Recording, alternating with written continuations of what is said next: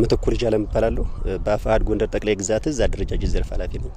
እዛ አካባቢ ውስጥ ላይ ገብተን ስንሄድ ቻይና ውስጥ ያለን ሁሉ ይመስለኝ ነበር። ኢትዮጵያ ውስጥ ሁሉ ያለን አይመስለኝም። አውቃት ነበር ነው ከዚህ በፊት ነበርኩ እዚህ መከላከያ ነው የቆየሁት አጋዚ ነበርኩና ቆስዬ 2005 ጦር ኃይሎች ነው የታቀምኩት። አሁን ጦር ኃይሎች ቤት ነው ፍትለኝ አላውቀውም ወደ ደጋገር ጠፍቶኛል። ምክንያቱም በጣም አሸብርቋል አድጓልና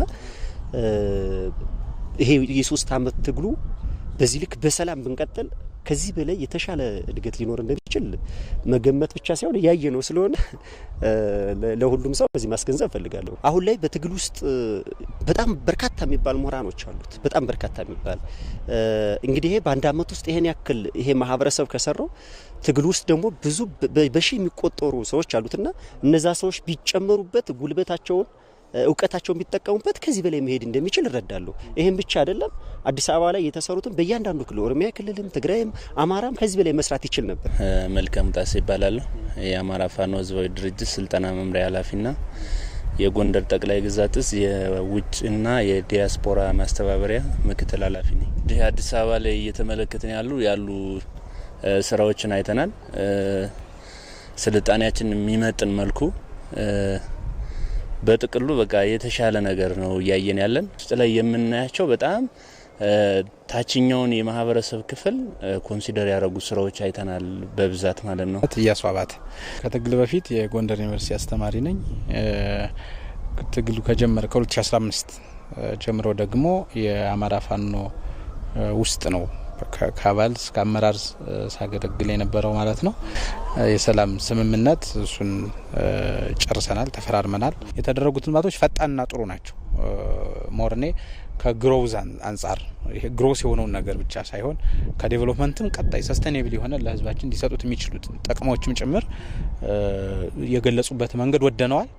በጦርነቱ ውስጥ ሆኖ ይሄን ያህል ከተሰራ ሌላ ሊሰራ ይችላል የሚለውን መገመት እንትን አይልም። እኛ አሁን የጎንደር ዩኒቨርሲቲ ተማሪዎች ያለን ጀምሮ የነበረ መንገድ ነበር። አስተማሪ ሆነንም አላለቀም ነበርና ምንድነው ይሄ የሚይዘው አካል ቁርጠኝነትን በዚህ በልማት በኩል የተወሰደው ቁርጠኝነትን ለፖለቲካዊ መፍትሄዎችና አጠቃላይ ለሌሎች ሀገራዊ ጉዳዮች ለሌሎች መፍትሄዎች ጭምር እንትን መሆን አለበት። ከጦርነት የሚተርፈው ጥፋት ብቻ ነው። ስለዚህ እንዳልኩ ጠላቶቻችን በብዙ መንገድ እኛን ወደ ኋላ ማስቀረት ይፈልጋሉ። ስለዚህ ያንን ነገር ጥበባችን እየተጠቀምን እንዳንመጣ በውስጣችን የተዘራ ዘር አለ። እርስ በርስ እንድንጋጭ፣ እርስ በርስ እንዳንተማመን፣ እርስ በርስ በብሔር ተነቋቁረን